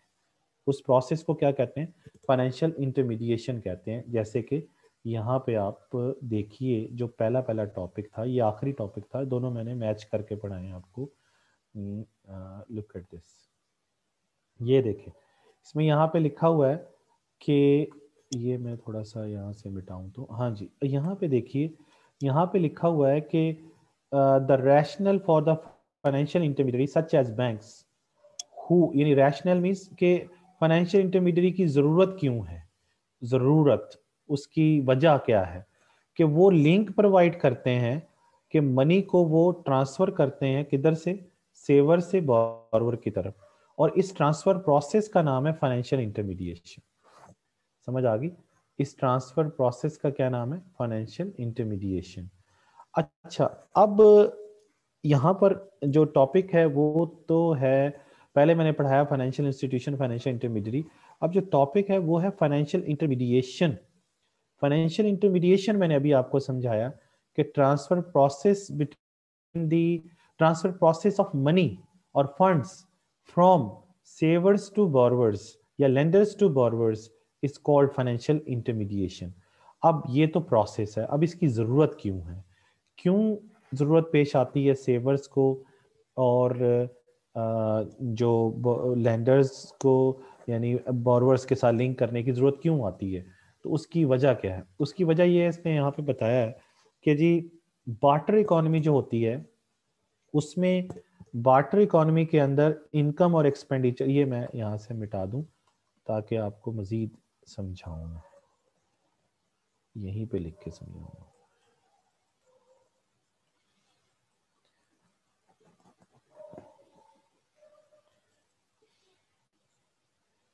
जी ये जगह बन गई हमारे पास। देखें जी, बार्टर इकोनॉमी जो होती है ना, बार्टर इकोनॉमी के अंदर, उसको हम बार्टर इकोनॉमी को हम कहते हैं direct exchange system. Barter economy है ना, डायरेक्ट एक्सचेंज सिस्टम, जिसमें आप गुड्स का एक्सचेंज गुड्स के साथ करते हैं, यानी गुड्स देते हैं, गुड्स लेते हैं। तो बार्टर इकोनॉमी में गुड्स का एक्सचेंज गुड्स से होता है without any medium of exchange. अच्छा, अब यहाँ पे बार्टर सिस्टम के अंदर ये होता है जनाब कि इनकम और एक्सपेंडिचर बराबर होते हैं। इनकम और एक्सपेंडिचर बराबर होते हैं, यानी साइमल्टेनियसली होते हैं। और एक्चुअली ये एक ही ट्रांजैक्शन के दो साइड्स होती हैं, क्योंकि आप एक चीज दे रहे हैं उसी वक्त ही वो ले रहे हैं, तो इसमें कहीं पर भी कोई गैप नहीं आता है। लेकिन मॉनेटरी सिस्टम के अंदर आप ये देखते हैं कि यानी मॉनेटरी सिस्टम जिसमें मनी के जरिए आप चीज़ों को खरीदते हैं, मॉनेटरी इकोनॉमी के अंदर क्या होता है, मॉनेटरी इकोनॉमी के अंदर इनकम और एक्सपेंडिचर बराबर नहीं होते, या इन अदर वर्ड्स ये कह लीजिए कि इनकम और एक्सपेंडिचर सेम टाइम पर नहीं होते, सेम टाइम पर अकर नहीं होते। ये बात समझें, इसकी वजह ये बात यहाँ पे भी लिखी हुई है कि बार्टर इकोनॉमी के अंदर इनकम और एक्सपेंडिचर तो साइमल्टेनियस है, और लेकिन मनी बेस्ड इकोनॉमी के अंदर इनकम का जो फ्लो है वो no longer has to be the same as the flow of the expenditure as they do not occur at the same time period। वजह क्या है? वजह ये है कि मॉनेटरी इकोनॉमी के अंदर आपके जो कैश इनफ्लोज होते हैं और कैश आउटफ्लोज होते हैं वो एक ही टाइम पीरियड पे नहीं हो रहे होते। उसकी वजह ये है, जैसे फॉर एग्जांपल मैं आपको पहले हाउस होल्ड की एग्जांपल दूं। हाउस होल्ड कहते हैं प्राइवेट सेक्टर को, आम आम पर्सनल जो लोग होते हैं, प्राइवेट सेक्टर जो होते हैं, या फैमिली एक कह लीजिए, एक फैमिली जैसे होती है। तो फैमिली में जाहिर सी बात है, मेरी फैमिली है तो उसमें 5 लोग हैं, 3 लोग हैं, किसी में 4 लोग हैं, किसी में 7 लोग हैं, तो उसे हम कहते हैं हाउस होल्ड सेक्टर, फैमिली जिसे कहते हैं। अब हाउस होल्ड लेवल पे अगर आप देखें तो वहां पर आपको ये नजर आता है कि बहुत सारे लोग खुद जो है वो जॉब कर रहे होते हैं।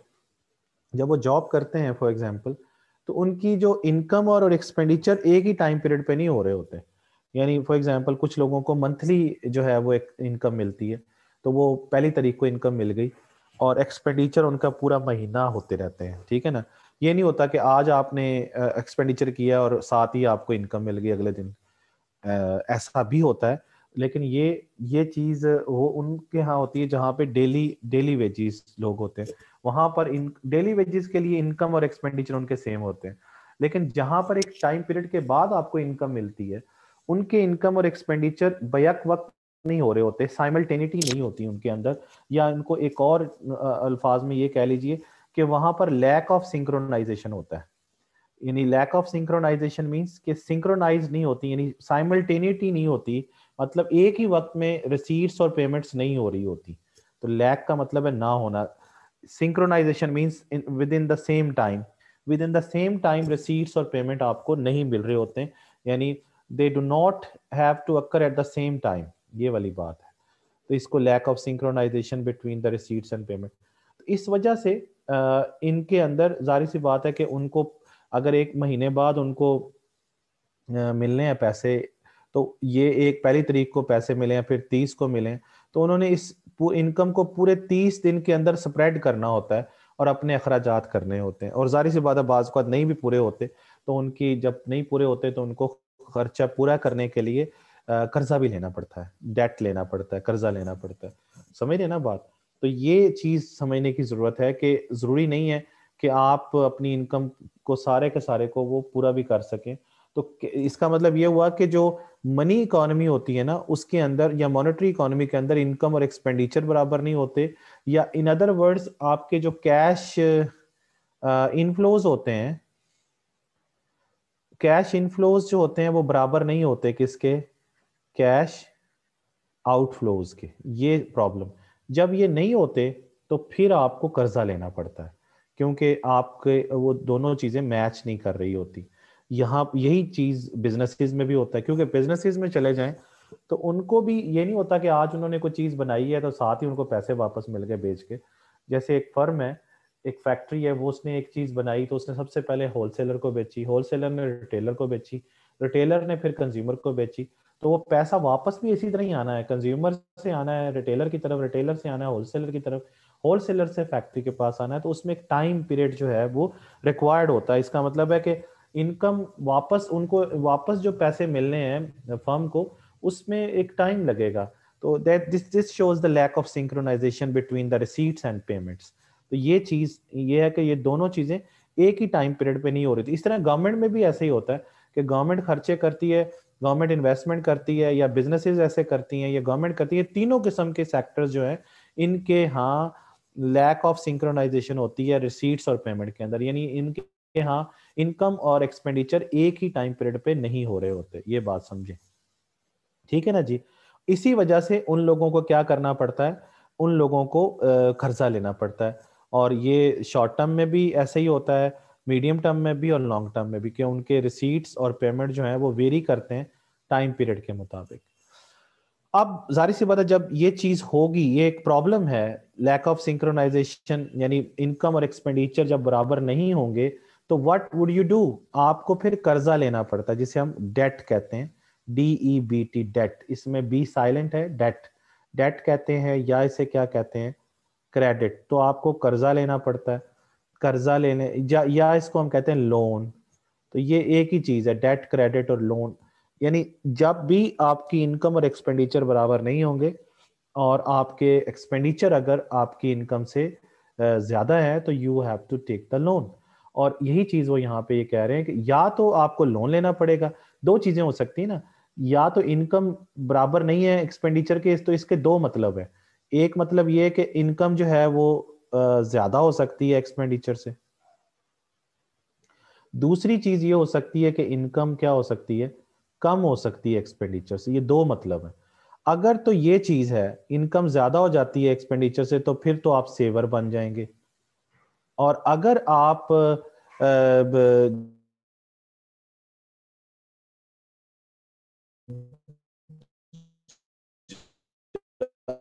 क्या करेंगे, फिर आपको आप बोरवर बनेंगे, आपको कर्जा लेना पड़ेगा, ठीक है ना जी। तो ये दूसरी सिचुएशन है। दूसरी सिचुएशन में आपको कर्जा लेना पड़ेगा, यानी या तो सेवर बनेंगे या फिर आप क्या बनेंगे, बोरवर। तो इसका मतलब यह है कि इनको हम नेट सेवर्स कहते हैं या नेट बोरवर्स कहते हैं। नेट सेवर्स और नेट बोरवर्स क्या है वो मैं आपको दोबारा भी समझा देता हूँ। नेट सेवर्स ये लिखा हुआ है यहाँ पे कि ये नेट सेवर्स का मतलब ये है कि उनके आउट इनफ्लोज उनकी आउट एक्सपेंडिचर से क्या है, ज्यादा है। और नेट बोरवर का मतलब ये है कि एक्सपेंडिचर उनकी इनकम से क्या है, ज्यादा है। यही चीज मैंने आपसे कही है। इनको हम नेट सेवर्स और इनको हम नेट बोरवर कहेंगे, समझ गए जी। तो ये चीज समझने की जरूरत है। और ये किसकी वजह से हो रहे हैं, कि इनकम और एक्सपेंडिचर बराबर ना होने की वजह से। इनकम और एक्सपेंडिचर बराबर ना होने का मतलब ये है कि एक टाइम पीरियड के अंदर उनकी इनकम और एक्सपेंडिचर जो है वो बराबर नहीं है। जैसे आज है, आज इनकम देख लें तो आज ही एक्सपेंडिचर देख लें तो सेम नहीं है। लेकिन बार्टर सिस्टम में इनकम और एक्सपेंडिचर क्या रहते हैं, सेम रहते हैं। ठीक हो गया जी। अच्छा, अब जब ये प्रॉब्लम होगा तो दो किस्म की मखलूक पैदा हो जाएगी। एक वो जो कि नेट सेवर्स होंगे, और एक वो जो नेट बोरवर्स होंगे।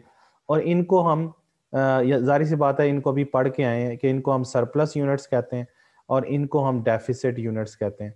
अब ये सरप्लस और डेफिसिट यूनिट्स को जब आप लिंक करेंगे, सरप्लस यूनिट से फिर डेफिसिट यूनिट्स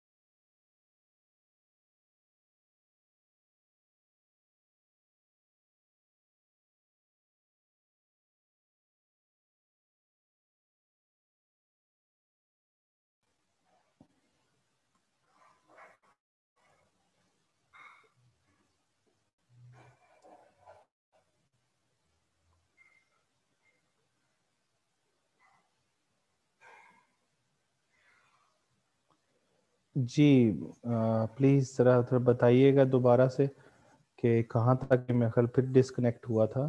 ज़रा इसको बताइए कहाँ तक मैंने इसको वाइंड अप कर दिया था, ताकि मैं वहीं से शुरू कर लूँ।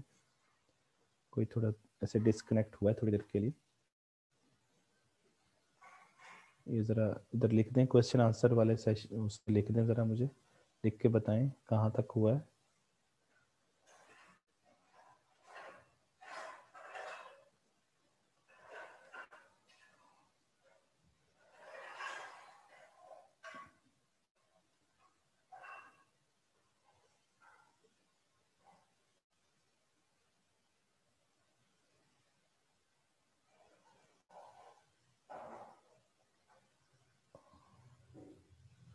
डेफिसिट टू सरप्लस, नहीं ये टॉपिक कंप्लीट हो गया ना अली असगर, ये वाला जो नीड फॉर फाइनेंशियल इंटरमीडिएशन मैंने समझा दिया है ना आपको, ये क्लियर हुआ है ये चीज़, ये यहाँ तक हो गया है ना, हम आगे चलें ना। ये मेरा ख्याल है कि मैंने आपको सारा नेट सेवर्स नेट बोरोवर्स तक समझा दिया, और उनको लिंक करना, उस प्रोसेस को मैंने भी बताया कि उसको हम फाइनेंशियल इंटरमीडिएशन कहते हैं।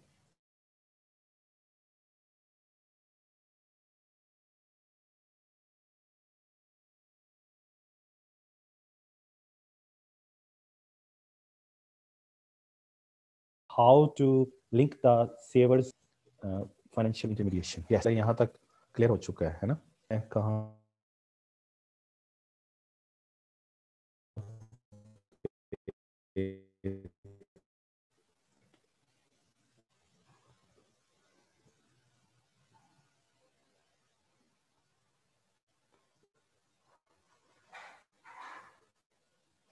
तो हाँ जी, हम लोग फाइनेंस को पढ़ रहे हैं, और फाइनेंस को मैंने बताया कि 3 लोगों के लिए पढ़ना है, फाइनेंस फॉर हाउस होल्ड, और फाइनेंस फॉर बिजनेसेस, और फाइनेंस फॉर गवर्नमेंट गवर्नमेंट। ये 3 सवाल है जो अभी हमने पढ़ने हैं। तो सबसे पहले फाइनेंस फॉर हाउस होल्ड पढ़ रहे थे, और वो हम पढ़ते हैं, लेकिन इसमें हमने पहले ये पढ़ लिया इनफ्लो ऑफ फंड्स क्या होता है, यानी इसमें ही बताया था मूवमेंट ऑफ मनी है बिटवीन दी पीपल और बिटवीन द इंस्टीट्यूशन। फिर फाइनेंशियल इंटरमीडिएशन मैंने समझाया आपको। हम पढ़ते हैं कि हाउस होल्ड जो हैं वो किस तरीके से अपने एक्सपेंडिचर्स को पूरा करते हैं। ये ज़हन में रखें कि इन तीनों का एक ही प्रॉब्लम है, तीनों का एक ही प्रॉब्लम, तीनों मींस के हाउस होल्ड सेक्टर, फर्म्स और गवर्नमेंट का एक ही मसला है, और वो है lack of synchronisation between receipts and payments. और जब भी या इसका आसान मतलब ये है, दे ये वाला मतलब है इसका, ये वाली चीज, they do not have to occur at the same time, यानी फ्लो ऑफ इनकम और फ्लो ऑफ एक्सपेंडिचर जो है वो एक ही टाइम पर नहीं होते, उनमें गैप आ जाता है उनको। इस वजह से या तो वो नेट सेवर, इस गैप की नतीजा ये निकलता है, ये नतीजा है, नतीजा ये निकलता है कि या तो वो नेट सेवर बन जाते हैं या वो नेट बोरवर बन जाते हैं। नेट सेवर्स और नेट बोरवर मैंने अभी यहाँ पे समझाया कि या तो वो इनकी इनकम एक्सपेंडिचर से ज़्यादा हो जाती है या कम, जब बराबर नहीं होगी तो दो ही बातें होंगी ना, कि या वो कम हो जाएगी या वो ज़्यादा हो जाएगी। तो इसका मतलब ये कि तीनों को, या हाउस होल्ड हो या वो बिजनेसेस हो या वो गवर्नमेंट हो, तीनों को एक ही मसला है, और वो ये है कि उनके मॉनेटरी रिसीट्स और मॉनेटरी पेमेंट्स जो है वो एक ही टाइम पीरियड पे नहीं हो रही होती। अब जरा आ जाइए कि जो हाउस होल्ड है, हाउस होल्ड का मतलब क्या है, ये मैं अभी बता चुका हूँ। हाउस होल्ड का मतलब है इंडिविजुअल्स या पर्सनल सेक्टर, यानी आम लोग, जो फैमिली होती है उसकी बात हम कर रहे हैं, उनके फाइनेंस पे बात कर रहे हैं। और इसमें जरा देखें जो हाउस होल्ड की इनकम है और हाउस होल्ड के जो एक्सपेंडिचर्स हैं वो पहले जरा करते हैं कि वो क्या क्या होते हैं।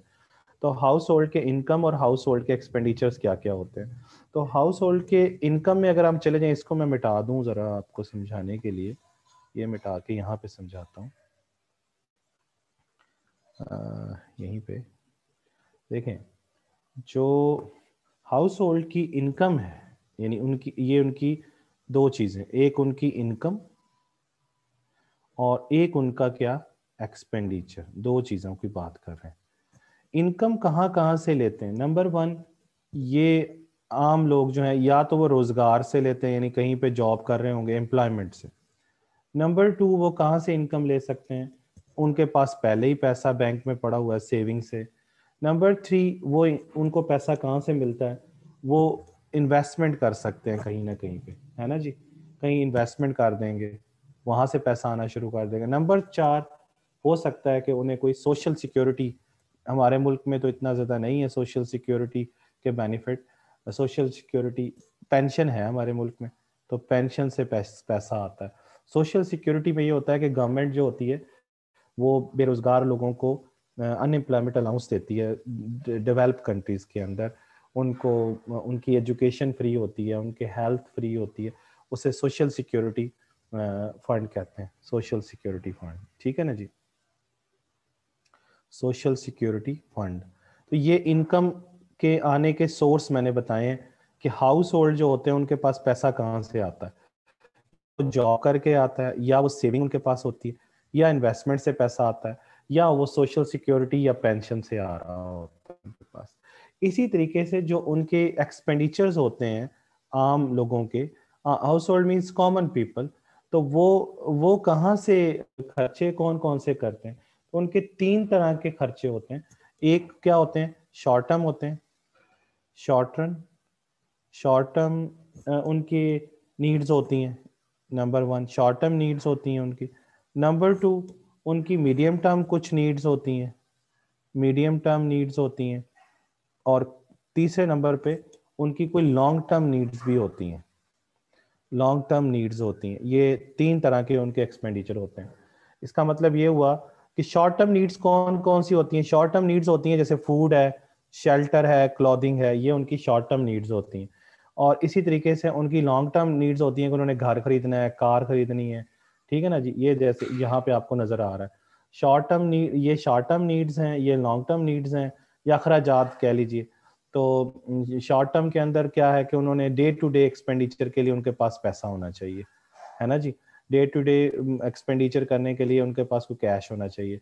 उसके लिए वो शॉर्ट टर्म जो है वो क्रेडिट कार्ड वगैरह या बैंक से पैसा ले लेते हैं। बैंक ओवरड्राफ्ट का मतलब होता है कि आप ओडी कहते हैं इसको, आपके बैंक में 1 लाख रुपए पड़ा है और आपने 1,10,000 का चेक लिख दिया, तो वो 10,000 रुपया आपका ओवरड्राफ्ट है। वो तो 1 लाख तो आपका अपना है, 10,000 बैंक ने दे दिया आपको फालतू, उसके ऊपर बैंक आपसे सूद ले लेगा, इंटरेस्ट रेट ले लेगा, ठीक है। वो बैंक ओवरड्राफ्ट होता है। वो ऐसे लोगों को बैंक जिनका बैंक ट्रस्ट होता है, जिनको बैंक को उनके ऊपर, वो उनको ओवरड्राफ्टिंग भी कर देता है। खासतौर पर गवर्नमेंट्स बहुत करती हैं ओवरड्राफ्टिंग बैंकों से।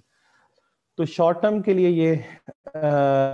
ये आपको बता रहे हैं जी, शॉर्ट टर्म ये बता रहे हैं कि आपके जो शॉर्ट टर्म नीड्स होती हैं और उनको कैसे आप, अगर जब आपके पास पैसा ना हो तो उनको कैसे आप डील करेंगे। Ways to deal to lack with synchronisation. जब आपके पास पैसा ना हो और शॉर्ट टर्म नीड्स को कैसे पूरा किया जाए। जब आपके पास फौरी तौर पर पैसा ना हो तो मीडियम की नीड्स को कैसे पूरा किया जाए। जब आपके पास पैसा ना हो तो लॉन्ग टर्म की नीड्स को आप किस तरीके से पूरा कर सकते हैं, क्योंकि आपके पास पैसा नहीं है। और पैसा क्यों नहीं है? क्योंकि इनकम और एक्सपेंडिचर बराबर नहीं है। आपके पास उस वक्त पैसा नहीं है, हो सकता है थोड़ी देर बाद आया आपके पास पैसा। तो इसका मतलब ये कि timing of the inflows are unlikely to match with the expenditure. नहीं, उनका अनलाइकली का मतलब है कि इम्कान ही नहीं है कि वो बराबर हो जाएं। जब इस तरह का मसला आता है तो इस चीज को कहते हैं लैक ऑफ सिंक्रोनाइजेशन। और जब ये लैक ऑफ सिंक्रोनाइजेशन होगी तो आपने अपनी नीड्स फिर कैसे पूरी करनी है? अब आपने शॉर्ट टर्म नीड्स तो पूरी करनी है, तो उसके लिए तरीके बता रहे हैं कि किस तरीके से आप अपने उन शॉर्ट टर्म एक्सपेंडिचर्स को और long term, medium term expenditure, तीनों किस्म की एक्सपेंडिचर को कैसे पूरा करेंगे जब आपके पास उस वक्त पैसे ना हो जब आपको चाहिए होते हैं। तो उसके लिए ये है कि आप अपने पास शॉर्ट टर्म नीड्स हैं, तो रूटीन ट्रांजेक्शन है, तो उसके लिए आप क्या कर सकते हैं, आप अपने हाथ में कुछ पैसा रखना चाहिए, रिटेन कैश।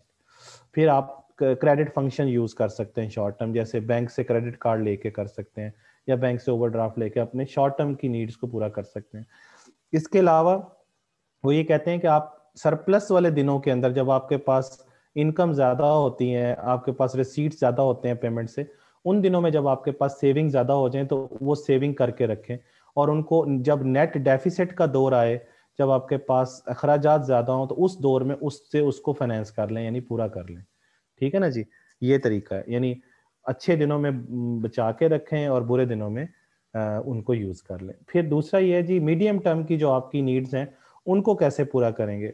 तो उनको पूरा करने का तरीका ये है कि अब मीडियम टर्म की नीड्स क्या क्या है, अभी शॉर्ट टर्म की नीड्स क्या थी वो मैंने अभी आपको बताई कि शॉर्ट टर्म नीड्स होती हैं फूड, शेल्टर और क्लोथिंग की होती हैं। ठीक है ना जी।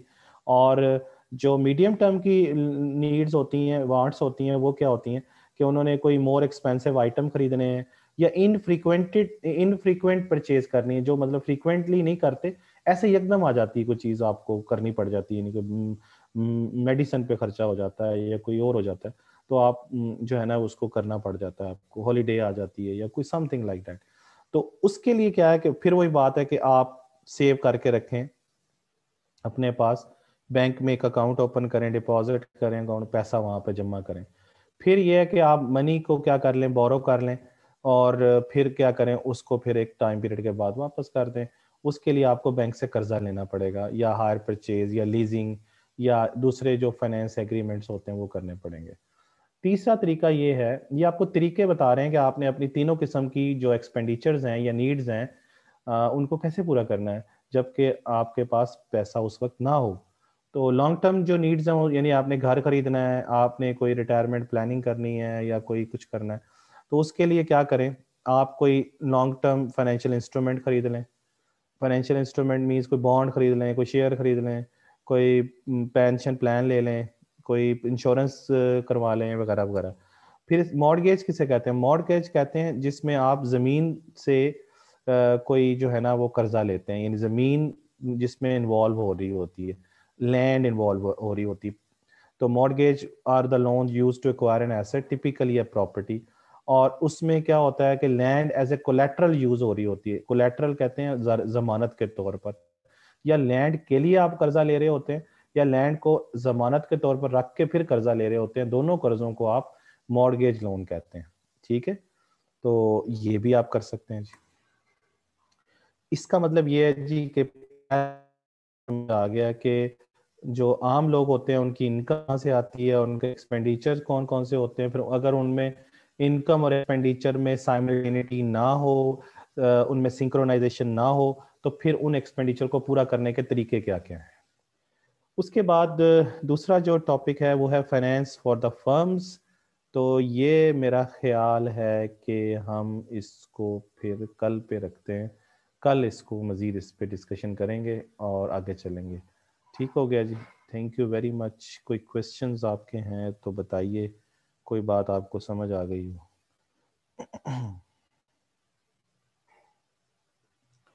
वाइंड अप कर रहा हूँ। Question, if you have any question please you can ask the question, any person. No question जी, सवाल नहीं है कोई भी। ठीक है जी, कोई सवाल नहीं। हाँ सवाल है जी, व्हाट इज फिक्स डिपॉजिट। हाँ, फिक्स डिपॉजिट फातिमा शाहिद ये होता है कि आप एक खास टाइम पीरियड के लिए बैंक में जमा करवा देते हैं, जैसे आप साल के लिए पैसा जमा करवा दें, तो साल से पहले आप विड्रॉ नहीं करवा सकते, निकलवा नहीं सकते, उस पर बैंक आपको इंटरेस्ट रेट ज्यादा देता है। समझ आई बात, इसे हम कहते हैं टर्म डिपॉजिट। टर्म, एक टर्म टर्म के लिए डिपॉजिट हो जाता है, वो एक फिक्स डिपॉजिट कहते हैं इसको। 5 साल के लिए जमा करवा दें, 10 साल के लिए करवा दें, साल के लिए करवा दें, 6 माह के लिए करवा दें, जितना टाइम पीरियड ज्यादा होता चला जाएगा उतनी इंटरेस्ट रेट ज्यादा बढ़ेगा, आप इंटरेस्ट रेट ज्यादा देगा बैंक आपको, क्योंकि आपको उतनी टाइम पीरियड के लिए अपनी लिक्विडिटी से महरूम होना पड़ेगा। तो उसका उसके ऊपर आपको ज्यादा इंटरेस्ट रेट बैंक देते हैं या फाइनेंशियल इंस्टीट्यूशन देते हैं। और कोई क्वेश्चन, और कोई क्वेश्चन है तो बोलिए जी, लिखिए बल्कि।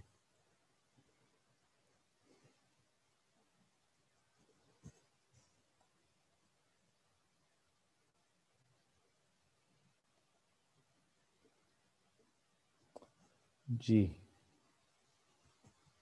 कोई क्वेश्चन नहीं।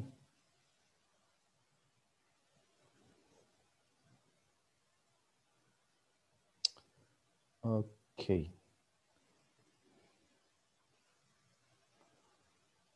चलें जी, अल्लाह हाफिज़।